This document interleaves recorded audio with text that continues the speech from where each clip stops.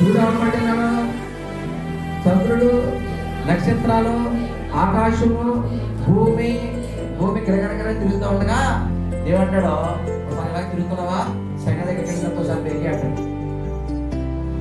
ఆ సైన్ దగ్గర బ్రేక్ వేయడంతో సైడ్లో భూకంపం వస్తుంది. మళ్ళీ వెళ్ళిపోండి తిరుగుతూ ఉంటుంది. ఎప్పుడులాగా ఒకసారి జపాన్లో కూడా బ్రేక్ వేయడం దేవుడు.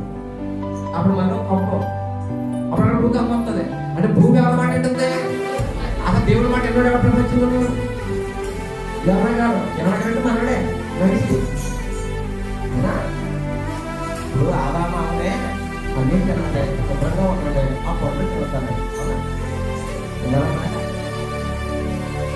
మనమైతే కదా ఒకటి కాదు కదా, మనగారైనా ఆదామైనా మనమైనా మాట దేవుడి మాట ఎన్నోతాను. అంటే గాలి దేవుడి మాటకి లోబడింది, నీరులో పడింది, భూమిలో పడింది, ఆకాశంలో పడింది, చేపలో పడింది, కాకిలో పడింది. అన్ని దేవుడి మాట అంటాయి. కానీ ఈ ప్రపంచంలో ఎవరు దేవుడి మాట అంటదంటే మనిషి దేవుడి మాట అంటారు. యోనా నువ్వు ఎటు వెళ్ళాడు, నిలువే వెళ్ళమన్నాడు. ఆ ఊరిని సువార్త చెప్పమన్నాడు. మనోడు ఏ పక్క వెళ్ళాడు, తర్షీషు వెళ్ళాడు. మన మనిషే కదా, ఆయన మనిషే కదా. ఆదామా అన్ని తిను, ఆ పండు తినొద్దన్నాడు. కానీ మనోడు ఏం చేశాడు, ఆ పండే తిన్నారు. దేవుడు అన్నాడు బత్తాయి జ్యూస్, యాపిల్ జ్యూస్ చెప్పండి, పైనాపిల్ జ్యూస్, బాదం జ్యూస్ అన్ని తాగండిరా, ఇది కూడా తాగండిరా బాబు, కాయ కొట్టేస్తాయి, కమ్మకాయ గుండెకాయ కొట్టేస్తాయి అంటే మనోడు ఏం తాగుతున్నారా? అవునంటారా కాదంటారా? ఇలా వారంటరా ఆ పోటీ తీసుకుంటాం అవునంటారా కాదంటారా? మీరు బాగా గమనించండి. పక్షులు దేవుని మాట విన్నాయి, జంతువులు చెప్పాలి మీరు, సముద్రము, గాలి, సూర్యుడు, చంద్రుడు, భూమి ఎవరంటారు మాట? ఎవరికైనా చేసుకుంటాయి. మనమే ఏం చెయ్యొద్దంటే ఏం చేస్తున్నాం, ఏం తినొద్దంటే అది తిన్నాం, ఏం తాగొద్దంటే అదే తాగుతాం. అవునంట కదా. దేవుడు బైబిల్ అన్నాడో 10 మాసం తినకుండా బైబిల్.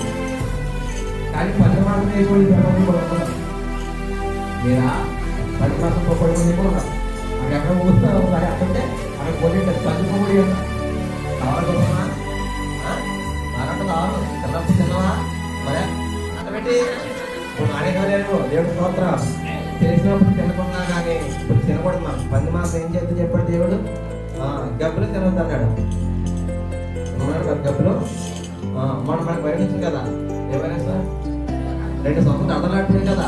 అది మనుషుల్లో ఉండే వైరస్ కాదు, గబ్బిలాల్లో ఉంటుంది. అది ఎక్కడ ఉంటుంది? అది గబ్బిలా తిన్నారని సైన్యం పడి అప్పుడు అందులో ఉన్న వైరస్ ఎవరికి వచ్చింది, మనుషులకు వచ్చింది.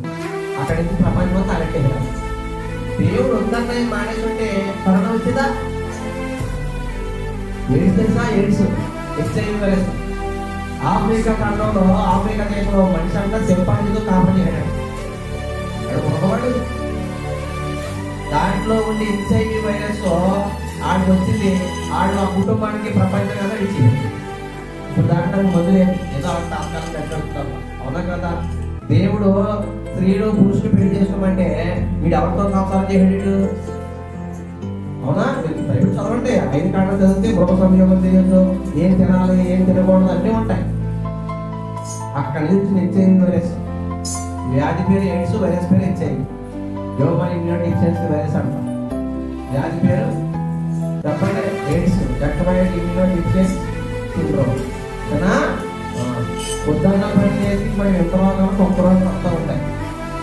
కానీ అన్ని దేవుడు మాట్లాడినా కానీ చెప్పండి మనమే మన ఉదాహరణలో దేవుడు అన్నాడు ఆ పక్షుల్ని ఆమె అది ఏం తెమ్మంటే అది తింటాం. ఇప్పుడు ఆవు ఉంటాయి, గడ్డి తెమ్మంటే గడ్డి తింటాం. దాన్ని పట్టుకెళ్ళి కడిగి తింటాము కదా. మనిషి పశువు తింటాం కదండి. ఇప్పుడు ఎప్పుడన్నా ఆవు పొగలోనిదా? మనిషి అంటే ఎవరంటారు దేవుడి మాట? ఇక అర్థమవుతుంది లేదా? చివరికి పళ్ళు కూడా చేస్తా పొగాకు కానీ మనిషి తింటాడు. అలా కాదా? ప్రపంచంలో అన్ని దేవుడి మాట చెప్తాయి. ఎన్నో డౌట్ చెప్పండి, దేవుడి వాటిలో ఎక్కువ పాటలే వస్తాయి, వస్తాయి, ఇబ్బందులే. మనం ఏం చేయాలంటే దేవుడి మాట